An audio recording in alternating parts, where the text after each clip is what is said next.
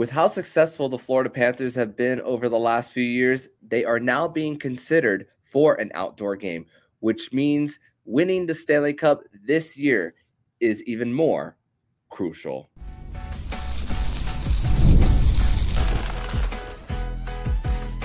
You're Locked On Panthers, your daily podcast on the Florida Panthers. Part of the Locked On Podcast Network, your team every day. And welcome into this Monday, June 10th edition of the Locked On Florida Panthers podcast, part of the Locked On Podcast Network, where it's your team every day. Thank you for making the Locked On Florida Panthers podcast your first listen of the day. I'm Armando Velez from the Hockey News, and you can follow me on X at Monoman12. Follow the show account on X and Instagram at LO_FLA Panthers. And shout out to the everydayers who come back here and get your daily Florida Panthers fix. Today's episode is brought to you by FanDuel. Make every moment more. Right now, new customers get $200 in bonus bets with any $5 bet. That's $200 in bonus bets with any $5 bet. Visit FanDuel.com/lockedon to get started. So, Cats fans, it is a game day from Amerant Bank Arena. Game 2 tonight between the Florida Panthers and the Edmonton Oilers. Thankfully, it is a one-day gap in between these two games because in between the traveling cities, we'll have quite a bit of a gap in between the hockey. So, thankfully, that for the Florida Panthers getting that win, they're able to get right back on the ice right away to hopefully take a 2-0 series lead in the Stanley Cup Final. But we do have a guest today here on the Locked On Florida Panthers podcast to discuss everything prior to Game 2. You have seen him on TV multiple times. He sang the Canadian National Anthem last night, right before the game, and he has been a guest on the show before. He is anthem singer, musician, and goaltender, Jon Acosta. Jon, welcome back to the show, my friend. Hey, I appreciate it, Armando. Thanks for having me. It's a privilege and an honor to be part of this. Absolutely. And just for you, and just how for you, the growth in your music, also what you do outside of it with being a leader at your church too. So big congratulations to you on everything you do, whether it's on the ice or outside of it too. But I want to discuss more about, just to start off the show, and just how it was like singing the Canadian Anthem during the final. Thankfully for you, you've had that opportunity, especially because last year with it being Panthers and Golden Knights, you only have one singer. So a little bit of an opportunity to bring a local person here along with someone else too with it. And also for you, how was it like the fact that you weren't able to sing the U.S. anthem and hear read as far as you receiving it versus someone else? Yeah, no, it was man, first of all, it was an incredible opportunity. I think as far as bucket list items, that really takes multiple places, right?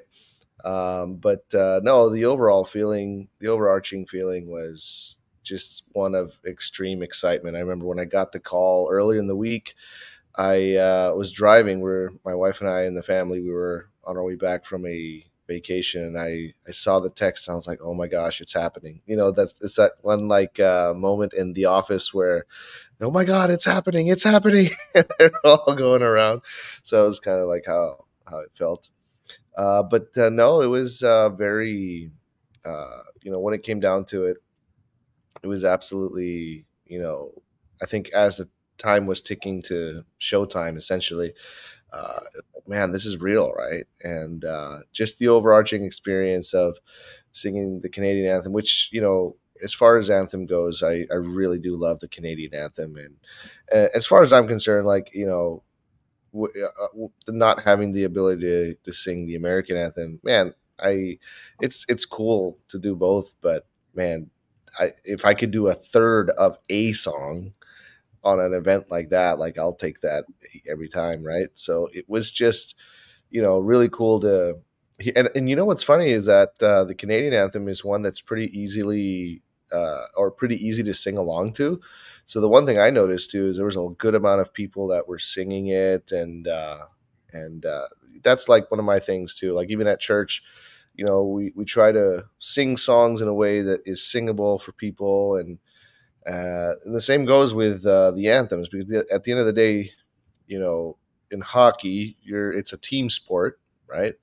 And when it comes to singing the anthem as well, I mean, I approach it like a team sport. I don't want to just go end to end like like Bobby Orr or something like that, trying to go end to end with the puck. I'm trying to like, hey, let's do this as a team. Let's sing it together.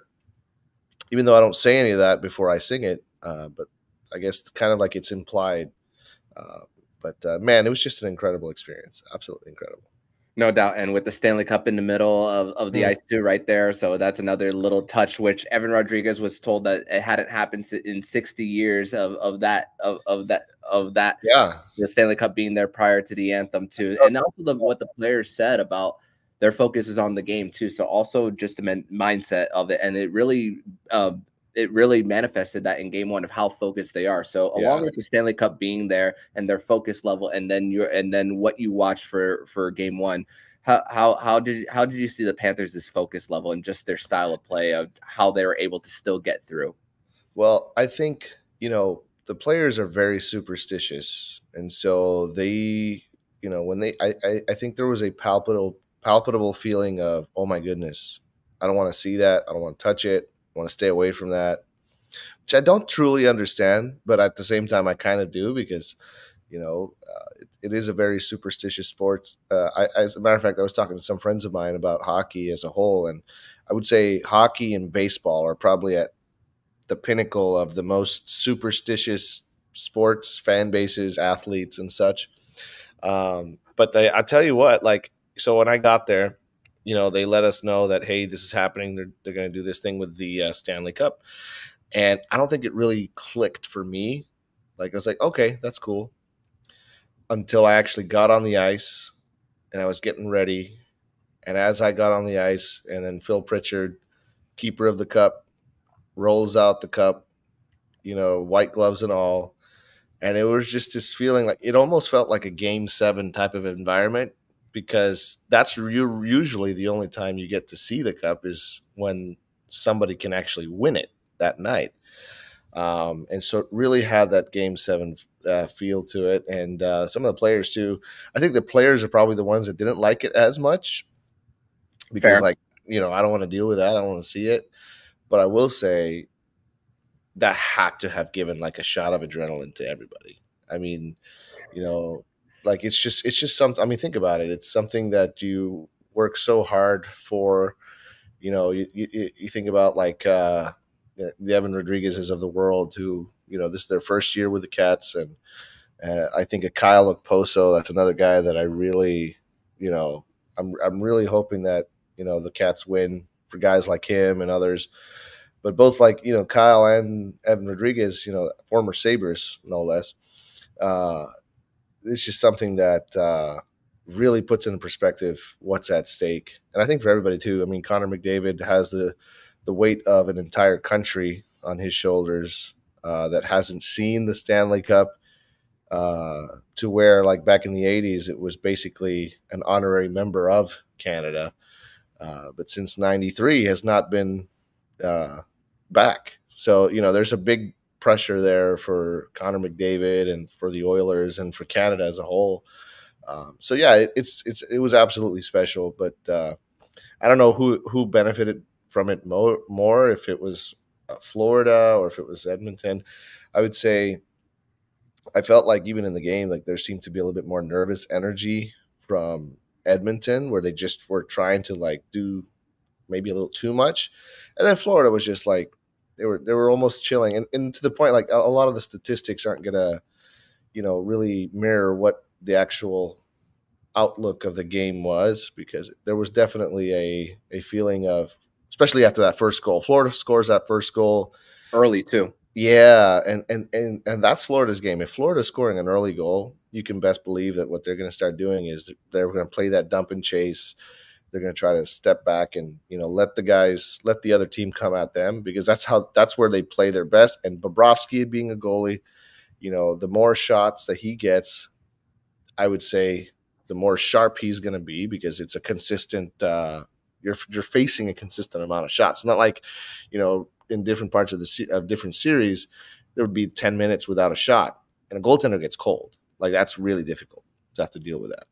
So, but overall, just very, very good. Yeah, and then Paul Maurice spoke about how that's the game that overtime that most goaltenders with high shot volume, because it helps them get consistent throughout. So if anyone who is built for that, it's definitely Sergei Bobrovsky. A few more observations that I had too is just the Panthers after that Verhaeghe penalty at the end of the first, they only committed one penalty at least going to the box. I mean, because you had those coincidental minors too, and just the Panthers able to just be committed to shot block. And who better to lead that than Alexander Barkov in the mix too? And playing Ben Don't Break neither. I don't know necessarily how long that will last in the series, and so which is a scary thought to think. But hey, the Panthers' ability to help roll four lines too is definitely and Wayne Gretzky mentioned on the Sportsnet panel, he gave huge. I don't think I've ever heard anybody give this comparison to Barkov, saying that Barkov reminded him of Brian Trottier, who basically in their first meeting, Oilers-Islanders, Brian Trottier was partially, if not mostly, responsible for Wayne Gretzky not doing anything in that cup run, which was the last of the four straight that the Islanders won that year, because in the following year, Gretzky went on his run, essentially. But to liken Barkov with Trottier is a comparison I'd not heard before. You've heard the comparisons of Bergeron, of Anze Kopitar. I would even say at some point you could draw comparisons from the centerman Saku Koivu, captain of the Canadians, I would say decade or so ago. But the Trottier one is one that I definitely hadn't heard before. So that was really, it almost made me want to go back and research and watch, some highlight film or whatever of it. So. Yeah, and crazy to think the Wayne Gretzky story that he talks about all the time about 1983 when he was just walking by that Islanders locker room. They weren't even celebrating because they were just worn out from all those Stanley Cups appearances that they had been, and also making that fifth one right before Edmonton got over the top against them. And hey, so we'll see for the Panthers if Barkov can definitely carry the Panthers defensively. Yeah, if he does, he would be the first Finnish captain to ever win the cup, which would definitely, me being half Finnish, I can say with a straight face that will take him close, if not to the top of the Finnish hockey player pinnacle of all time. Because I mean, Jari Kurri, he did that. He's one of the greatest Finnish players. Timo Selänne, but both Kurri and Selänne, I would say, were more similar to each other, goal scorers, point production type guys, but neither one of them had the defensive prowess that Barkov has, or the more complete nature of the game that Barkov has. So, like, if Barkov were to, in fact, pull this off, be the first Finnish captain, I can guarantee you in Finland, this is going to be a big deal. Big deal. So. And the Global Series is going there next year. So exactly. That's a big deal for that. Oh, but yes. We're going to transition over to segment number 2, where we're going to discuss more about the Panthers' success and something that Gary Bettman spoke about when he was made available to the media prior to Game 1 of the Stanley Cup Final. We are going to discuss that and more here on the Locked On Florida Panthers podcast. Today's episode is brought to you by FanDuel Sportsbook. And summertime means baseball, the NBA Finals, and the Stanley Cup Final, and more. And you can bet all of that on FanDuel. Right now, new customers get $200 in bonus bets with any $5 bet. That's $200 that you could use to bet on everything from the finals, Conn Smythe, and to who's going to hit one out of the park. So visit FanDuel.com/lockedon and win big into your summer bucket list. FanDuel, America's #1 sportsbook.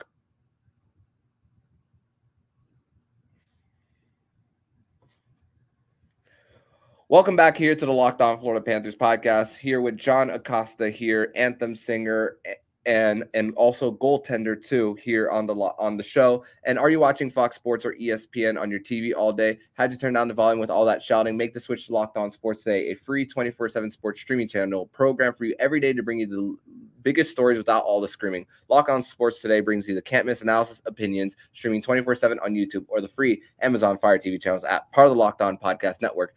Your team every day. So, John, right before game one of the Stanley Cup Final, Gary Bettman met with the media to discuss more about the state of the league. The salary cap is going to be $88 million. So, doing a few of my calculations for a possible Reinhart extension and 8 by whatever, I'm just looking at how, if the cap were to increase by 5% every single year, I'm like, okay, maybe it goes down to 10 to 9%, maybe short of 8. So I'm just playing around a little bit in my own calculation. Also, Cap Friendly has been purchased by the Capitals and will become private at the start of free agency. So it's no longer Cap Friendly. Yeah, it's capital friendly. Exactly. Literally for that. So very fitting. They also mentioned the Four Nations face-off, but also the big one that I want to discuss with you here is the Panthers being in consideration for an outdoor game. We've been talking about this now for the last few years.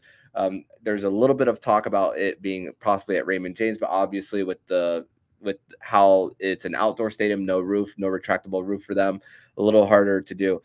I don't think the Tropicana Dome is a consideration, especially because there's been hockey there before. But Lone Depot Park, has that opportunity. And also Gary Bettman said that there is that opportunity. Apparently the Marlins have confirmed that there have been talk with the Panthers, but also this also makes me think that the Panthers really need to take advantage of their cap window being right now, because the Lightning didn't really get an outdoor game until after they won the Cup, and that was a road game in Nashville too. So that's another thing for that. And also David Sampson, former team president of the Marlins, spoke about, what would you take, 14 division titles for the Atlanta Braves or the 2 that you had with the Marlins? And there might be a little bias in his answer saying the 2 World Series, but he also brought up a great point on Lepetard saying anniversary teams and celebrating championships, what it does for generations, economics too. You could wear like throwback shirts for a championship. Emily Kaplan of ESPN also spoke about how the Panthers have doubled their corporate sponsorship just in the last year. We saw a practice facility. Bill Lindsay also talked about a new ice facility that's going to be open in Palm Beach County too. So that's another thing about the Panthers, just the growth of the game and them and our hopes in them winning the Stanley Cup. So when you hear that outdoor game for possibly for the Panthers, just what goes through your mind? Well, I mean, I didn't realize just how much the success of the Panthers was going to affect hockey in our area here locally in South Florida as a whole. Because, yeah, I mean, the outdoor game is just part of that, I would say, puzzle to help grow the game in our community and whatnot. But, I mean, first of all, I mean, that would be awesome. I think I'm just trying to picture it too, like just thinking about, Lone Depot Park and how that would be. I mean, I think it would absolutely work. That stadium is in fact climate controlled. I think the only worry is if you're going to do it with the roof open, it's got to be at night. It would have to be at night. It would also have to be somewhat in some point where you could hopefully have cooler weather potentially. January, February, yeah. And the one thing too, though, that where the stadium is located, there is a lot of wind, so I don't know where that would factor in as far as helping with climate control. I mean, if anything, it just might help circulate air a little bit or whatever. But no, I mean, just off the top of it, I mean, assuming that happens, man, I'm excited to see what they do with the uniforms, because usually, when they do the outdoor games, the uniforms are like the biggest deal there, right? It's the classic looks that they'll have. I remember Dallas. There's that famous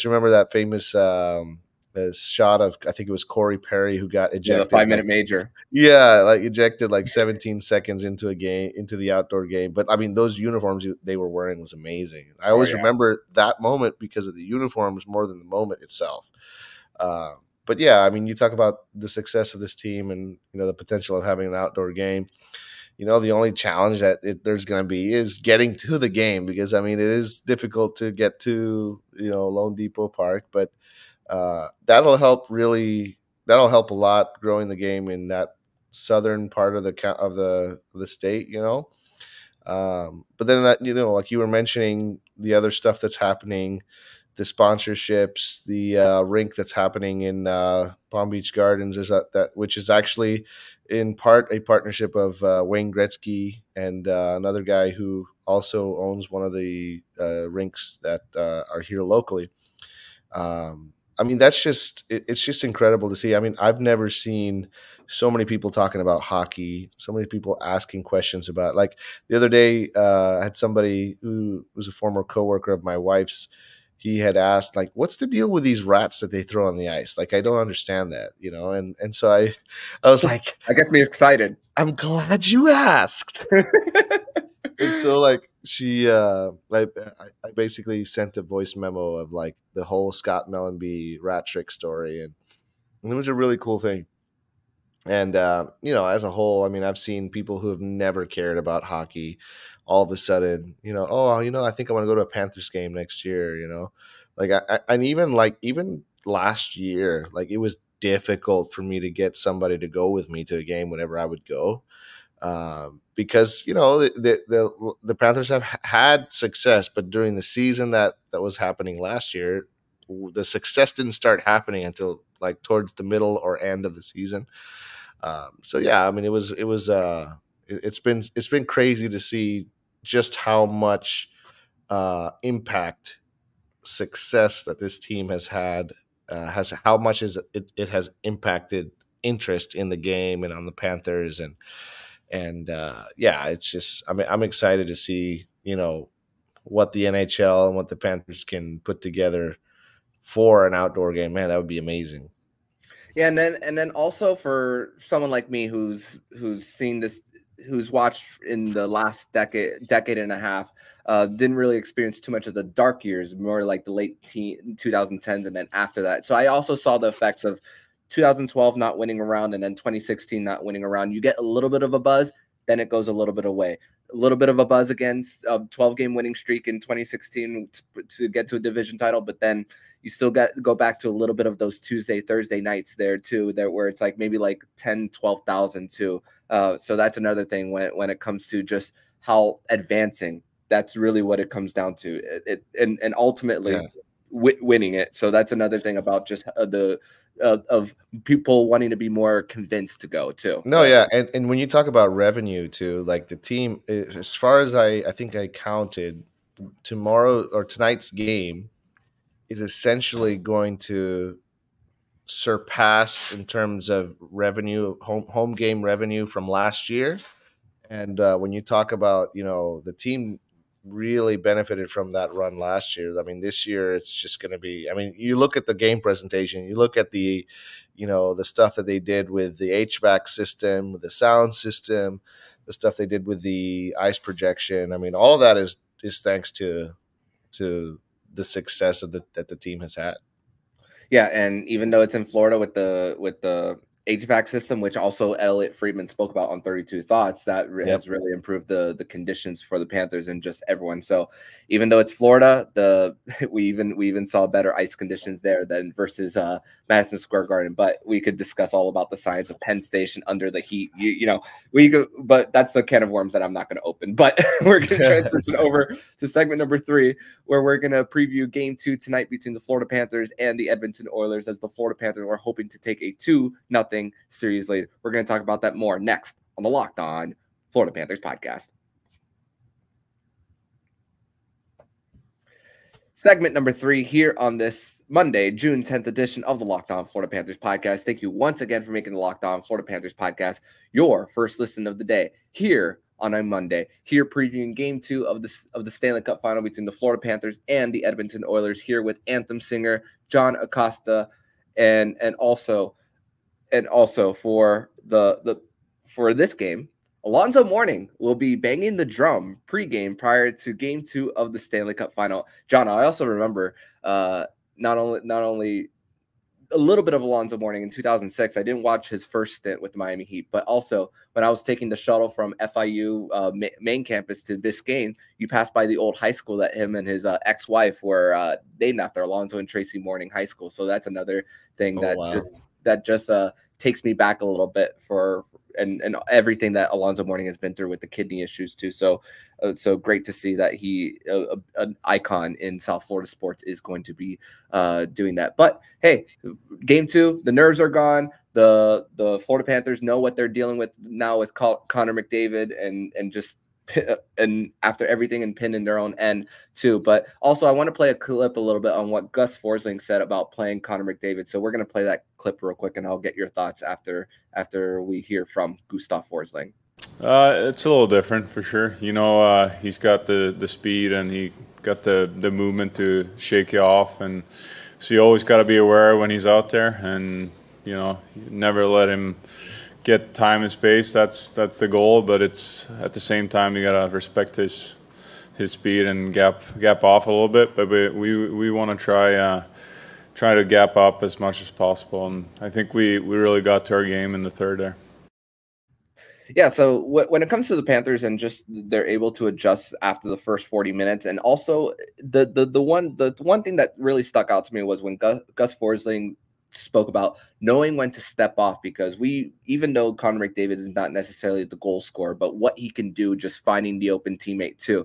But because if you're gapping up too much on him, you could force him into the backhand, and he's still going to find someone with cross ice too to find somebody. So it's really for the Panthers just learning how to be patient whenever he is circling around the Panthers end. So that's one thing that I took from it. And also Paul Maurice spoke about how about not necessarily making adjustments, but also he's always looking to different fragments of the game, and also spoke about the third period. If we play like how we did in the third period, we're going to win games. So it's not necessarily about doing like a whole 2-hour video session in order to just make an adjustment. Just look at your third period and go from there. So how are you seeing what Gus Forsling said versus Maurice on the adjustments on the third period? Yeah, I think you know, I really don't think that the stuff such as the lack of shots and the approach that they took was just a result of Connor McDavid and the high-flying, powered offense of the Edmonton Oilers, more so than it was a calculated risk taken by the coaching staff, by the players of, okay, we're going to let these guys kind of not dictate tempo and pace, but give them the semblance of they're in control, right? Semblance of because again, you also don't want to chase and overcommit to, especially not Connor McDavid, because you know just when you try to commit, if Connor sees that, I mean he's a world class, one of the greatest ever to play. He's going to burn you, and you know we got lucky a couple times, but the one thing that you know, and it's crazy to me that neither. Well, first of all, it's crazy to me that we were able to shut out the Oilers. I mean that alone was a feat in itself. But just the approach that they took defensively, where like if you really comes down to it, if you think about it, the guys who had the most dangerous chances to scoring were not the top guys. I mean, I think Hyman had a couple chances, but so did Adam Henrique, by the way, not to break out people's PTSD on that one. But no, and here's the thing. When you look at Forsling play, you look at him skate, when you look at him approach oncoming opponents, when you look at him like retrieving the puck, he's just so smart as far as using the space that's around him, using his skating ability. He's one of the better skaters that the team has. And it's just it gives me a semblance of almost calm. And he's like that calming presence back there in the defensive side. And, you know, the one thing that I think he's improved a ton is I feel like in years past, he didn't have the physicality or he hadn't developed some of the other veteran-like traits that he's currently showing. Because I tell you, it's like, you know, you talk about how Maurice, or not Maurice, but Bill Zito talked about the team being or the element of graceful brutality or something. It's that same mindset with the defense and everything, where it's just enough. It's not too much. It's not It's not too little. It's just where it needs to be. And I think they're going to approach that third period is more of what this team is. You know what? When I see the Panthers going into the last 6 minutes of a game, I have the same feeling from back in the day when I would watch Mariano Rivera pitching the ninth inning. You just knew that the guy was going to lock it down. You just knew that you had no chance. This guy was going to come up and he was going to, shut you out, and you didn't have a prayer. And it's the same thing with the Panthers and their defensive structure. So that's what I'm saying. Like, the key here tonight is going to be score first, preferably score often. And when it comes down to the last 10 minutes of the third period, there's going to be just a suffocating amount of defense and it's beautiful to watch. It really is, to see how, in years past, we'd be so nervous, and the PTSD about, oh my gosh, we're going to lose another game in the last second, or we're going to give up a lead. Like, the President's Trophy year gave me that. Like, it was that vibe of, oh, we're not going to be able to hold on to a lead, or we didn't score enough in the beginning and now we're having to catch up. But this team is just so different. It really is amazing to watch. So yeah, I think it's funny. Gustav Forsling, when you hear him say that, you can understand when Maurice says, I don't have to say a word. These guys know what they're doing. So yeah, and also Maurice talk about how Gustav Forsling is the best at what he does, specifically just at his own individual game, how he's able to stop on the dime. If the opposition is stopping, he can stop immediately. It's kind of like, not necessarily, he doesn't have the stick skills of Cale Makar, but I believe he does have the skating of him. I will say. He's so he's definitely not as fast, but he definitely has some of the skating ability. But I would say, and this Mark Messier made this comparison. So you talk about two guys. You talk about Wayne Gretzky calling Barkov another version of Brian Trottier, and you have Mark Messier, one of the greatest of all time. He likened Gustav Forsling to Nicholas Lindstrom.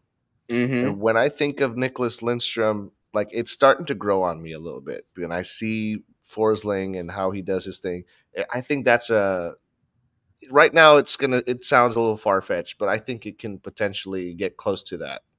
Yeah, and for the Panthers, it's just they're still able to be just as cool as a cucumber, even when they're in their own end. And I mean, the fact that Ekblad has also that stable partner, because we've seen him have multiple partners. Yandel, Mike Matheson. I mean, it's a big deal to have chemistry with your defensive partner, for sure. So that's another thing for the Panthers. And hey, the Panthers. I mean, the Panthers. I'm not expecting another game where Connor McDavid is going to be pointless. So gonna need something from the bottom six, and that's what I'm going to be looking for tonight. Is what, with that third line looking really great in game one, I want to see if they can convert and create something, because Vladimir Tarasenko, I mean, this could be a great series for him, especially now that first line scoring ability is playing against bottom guys for the Edmonton Oilers. And also, once again, I want to see what Chris Knobloch is going to do with that Nurse CC pairing, as he brought them back. Is he going to put Kulak back with Nurse too? So that's another thing. I'm really looking to see what the Panthers can do with establishing their forecheck, which Edmonton was really able to dictate that in the beginning. So now we'll see what the Panthers can do to just keep the puck in their own end, which hopefully, even though we're very confident that Bobrovsky can with the shots that he faced in game one, we hope that it could be more on Edmonton's end, and just they gotta give their goalie a break. Yes, let them have a little bit of a break. Yeah, get in front of Stuart Skinner, deflect pucks, get on the blue paint, because look at the two goals. It was off the rush on another, and then a quick dump and chase. Not any of those. Such a good goal. That second goal was so incredible. Sick, amazing. I don't know how Sam Bennett did that, but hey, I don't think he was intending to do that. I think he was I just gotta get my stick on it, and it just happened to be where it was. And Erod, it was just so great. For sure. But Jon, I want to thank you so much for joining me on this edition of the Locked On Florida Panthers podcast, previewing game 2 of the Stanley Cup Final between the Florida Panthers and the Everblades tonight from Amerant Bank Arena, 8 p.m. So tell everybody where they can follow you online, my friend. Yeah, so everywhere you can find me, at Jon Acosta Music. And yeah, I hope to see you folks in different spots, whether it be at the arena or off-site and whatnot, as we see this Panthers team try to bring it home against the Oilers and really, do it for us, right? Yep. Let's hope. Let's hope. So thank you, Jon, so much for joining me, and hope to see you very soon. Will do, man. And if you like what you're hearing, please subscribe to the podcast to be notified every single time the Locked On Florida Panthers podcast jumps into your podcast feed. Don't forget to also subscribe to the other shows on the Locked On NHL network, including Locked On NHL, Locked On Fantasy Hockey, Flip Livingstone, and Stu Roden, and Locked On NHL Prospects. Thank you once again for making the Locked On Florida Panthers podcast your first listen of the day. So I'm Armando Velez with Jon Acosta, and you've been listening to Locked On Florida Panthers podcast, part of the Locked On Podcast Network. We're your team every day.